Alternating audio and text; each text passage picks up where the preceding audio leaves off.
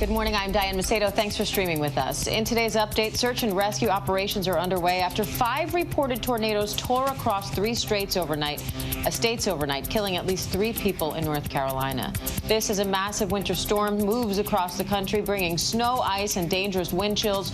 More than 70% of the continental U.S. is covered in snow right now. Millions are without power, 4 million in Texas alone. The Texas governor calls the storm a winter version of Hurricane Harvey. The first 2 federal mass vaccination sites open in California today. The Army and National Guard are set to vaccinate thousands of people per day. It's all part of a plan to open 100 mega sites in 100 days. Demand for the vaccine is still outweighing supply, but cases and hospitalizations are finally dropping. Those numbers add up to a smaller proportion of people who are susceptible. You add on top of that, finally hearing the same messages coming out of the White House that we hear from public health leaders about wearing masks, keeping apart, washing our hands, limiting travel. All of those things that we're doing, I think, are having an impact as well. 38 million Americans have now gotten at least their first dose of the COVID-19 vaccine. And today, President Biden will be taking his first official trip as president. He's heading to Wisconsin for a town hall, and he'll visit a vaccine manufacturing plant in Michigan later in the week. Biden's #1 priority continues to be passing his nearly $2 trillion COVID relief package. One poll found 37% of Republicans support the plan. However, Republicans on Capitol Hill are still not on board, saying the price tag is too high. The bill could still pass without Republican support. Meanwhile, the Biden administration is starting to look at other big items on their agenda as well, including immigration. Many visa holders are watching closely for potential changes to their path to citizenship. Our Kaylee Hartung spoke with one of those visa holders who's been on the front lines of the pandemic. With every shot of the COVID-19 vaccine, someone breathes a sigh of relief. It is like a peace of mind. You can kind of think of it like an insurance policy. Dr. Akshat Kamath is one of the millions of healthcare workers in this country who's received both doses. When you were vaccinated, who was more relieved, you or your wife? I would have to say my wife. Over the last 10 months, as Dr. Kamath has fought COVID on the front lines in his Kansas hospital, he and his wife, Sumaya, have learned how to manage their gut-wrenching reality. We have to do what we have to do. Dr. Kamath first explained his greatest fear to us in July. I get sleepless nights because of thinking hypotheticals. I'm always worried about, if I am disabled or, God forbid, I don't make it and I pass away, then my wife and my 3.5-year-old daughter, so they'll have to kind of self-deport back to India. Nicely put salt and pepper. Dr. Kamath has been saving lives in this country for more than 10 years. He's here on an H-1B visa and stuck in a massive backlog for a green card, which would pave the way to eventual citizenship. But without that protection, if for any reason he's unable to work, his family would have to return to India or possibly face deportation. A doctor should not be worried about his paperwork and should be online ahead of everybody else to save lives. When we're in a national pandemic, it's all hands on deck, and immigration is the best tool in our box. According to the Department of Homeland Security, the U.S. admitted over 10,000 healthcare applicants on the H-1B visa last year. Right now, there's a backlog of green card applicants, over 1 million employment-based immigrants. We've all my other colleagues in the same boat. Nobody has hesitated to, go to work or do what needs to be done, knowing, what the risk involved is. During a national crisis, medical professionals like Dr. Kamath are offered little to no protections from future deportation. In his final days in office, President Trump extended the limitations he put on nearly all immigrants coming to the U.S. during the pandemic. One study finding his executive order specifically barring some H-1B visa holders from entering cost the U.S. economy $100 billion last year. Nothing has been done in that regard to address our concerns. That has been personally very disappointing. Now with the turn of a new administration and a new Democratic-led Congress, immigration attorney Michael Wild says he's been given great assurances change is coming. I have confidence in this new administration and the institutions that we have that they'll get this right. The doctors should be comforted by that, and we should all be there to help them get to the front of the line. On his first day in office, President Biden proposed a broad immigration overhaul, the most ambitious policy since the Reagan administration. There's also stalled legislation that could reallocate 40,000 green card slots that have gone unused in recent years to specifically help foreign doctors and nurses. Dr. Kamath believes if Congress passes that bill, there's a chance he gets his green card in a matter of months, not years. This is as encouraged as you've been in a long time. Yes, I don't want to count my chickens, but I am hopeful with the current administration that something hopefully will be done for people like us who if you think of it, I'm not trying to pat myself on the back, but who have put their lives and their families on the line to take care of this pandemic in this country. For ABC News Live, Kaylee Hartung, Los Angeles. Our thanks to Kaylee for that report. We may see President Biden's immigration bill introduced on Capitol Hill later this week. And The Bachelor aired its first episode since longtime host Chris Harrison announced he's stepping aside. Harrison said he would leave the show for a period of time after remarks he made about a contestant's past racist actions. TJ Holmes has more on the episode and the reaction. It looked like business as usual on The Bachelor last night. You all right? Yeah, man, I'm just shook up. The show did not mention longtime host Chris Harrison's upcoming temporary departure from the franchise. Harrison did appear in several segments of the show last night, which was taped months ago. It is time to go straight to the rose ceremony. This weekend, Harrison announced he was stepping aside from the show for a period of time after drawing fierce criticism for defending one of this season's frontrunners, Rachel Kirkconnell. Rachel, you accept this rose? After controversial social media posts and photos of her attending a plantation-themed college party went viral. Rachel, is it a good look in 2018 or is it not a good look in 2021?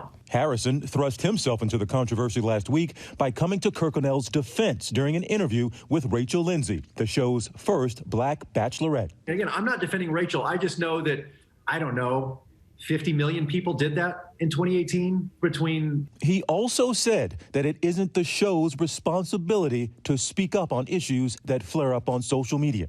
We're not in the business of dealing with every problem that you have. That's not how this works. Harrison even saying in his conversation with Lindsay that the contestant Kirkconnell is the victim. The woke police is out there, and how you are equipped when you have never done this before to be woke enough, to be eloquent enough, to be ready to handle this. Lindsay, last night speaking out, took issue with Harrison using the term woke police. You really could have inserted the word accountable or accountability instead of woke police. It was almost as if you don't get to say whatever you want. That's just not how it works. And I think Chris is realizing that. Harrison and Kirkconnell both issued apologies over the weekend. Former contestant Mike Johnson, a fan favorite on season 15, who has a podcast with Lindsay's husband, says that while Harrison called him to apologize, he's disappointed. I think that Chris, being the figurehead, had an opportunity to unite people, to bring people together, to have more people on, to have more people watching the show, to make people feel good within the show, and he did an absolutely terrible job. And Diane, Harrison says he's stepping aside from this franchise for now. Don't exactly know how long that'll be. So he will be seen in all the remaining episodes for the season because remember, they were shot months ago. But he says he won't participate in that live special that happens after the finale. Diane. All right, TJ Holmes, thank you. And this incident has raised some larger issues related to diversity in the Bachelor franchise. So I want to bring in the hosts of the podcast, two black girls, one rose, Justine Kay and Natasha Scott, to help break this down for us. Ladies, good morning. Thanks for being here. Good morning. Thanks for having us. So first off, I just want to get your general thoughts on this whole thing. Justine, I'll start with you. What did you think as you saw everything that happened with Kirkconnell and then Harrison's response? Oh my goodness. I mean, as Rachel Lindsay said, it's been 6 weeks that we've known all of this information. The pictures of her at the party were kind of the cherry on top. So seeing Chris Harrison be so devoid of responsibility while also coming to what he seemed to be like her rescue, while also interrupting Rachel Lindsay and demeaning her at her job all at once was very, very overwhelming and exhausting, to say the least. Natasha, what did you think? Yeah, I mean, I think we have to just kind of remember who Chris Harrison is and kind of set our expectations.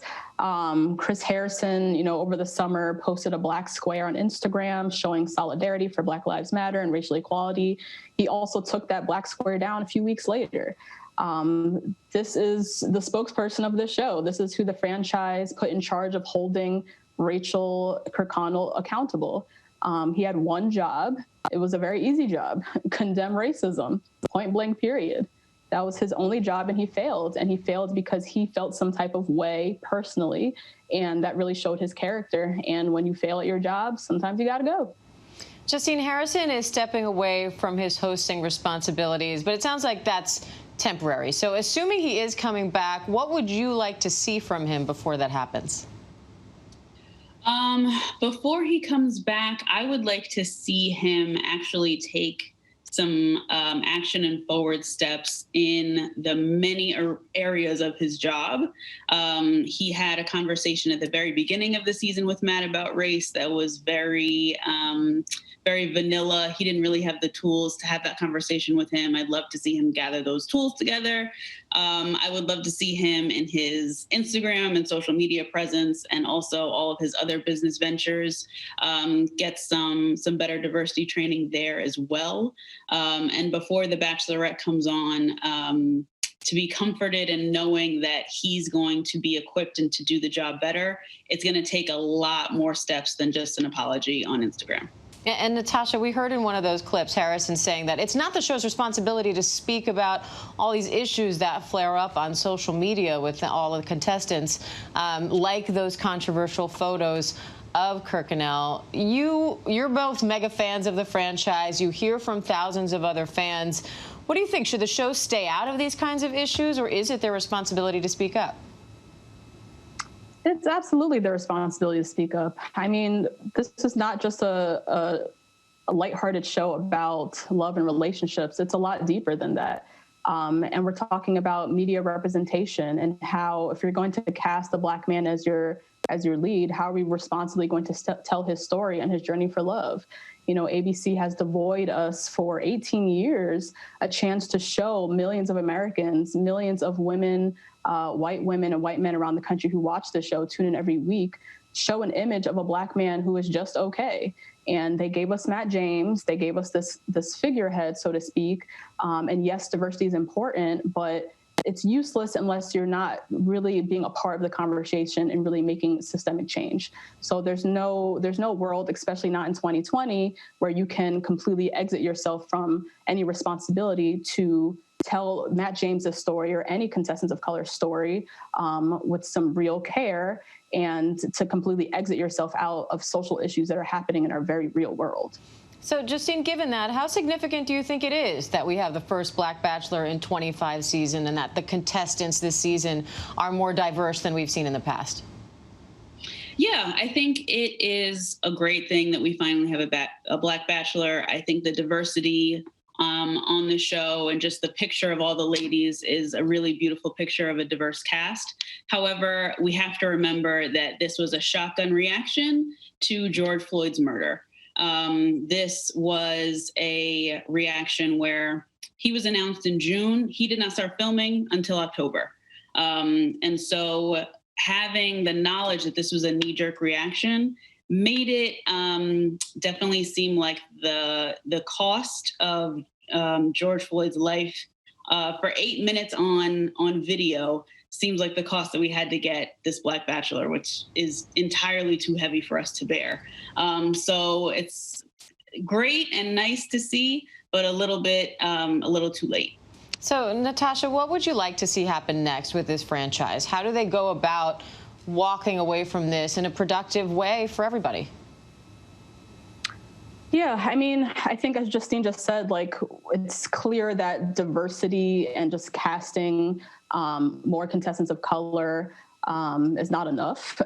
We need to see some real systemic change within the franchise, like your spokesperson being equipped to have conversations about race and diversity, be equipped to speak on, if a contestant has a documented history of racism, have the words to explain why that's wrong. I think I want to see more diversity behind the camera, who's the on-site therapist for our contestants of color, to make sure that they feel cared for while they're in this situation, who are the casting directors, who are the producers, just including more leadership of color at the table, because you cannot just have diversity without having real intentional systemic change and how the franchise is going to move forward. All right, Justine Kay and Natasha Scott from Two Black Girls, One Rose, the podcast. We so appreciate your time today. Thank you, ladies. Thank you. Thank you. And that does it for this ABC News Live update. I'm Diane Macedo. Thanks for joining us. And remember, ABC News Live is here for you all day with the latest news, context, and analysis. I'll see you back here at 3 p.m. Eastern with Terry Moran for The Breakdown.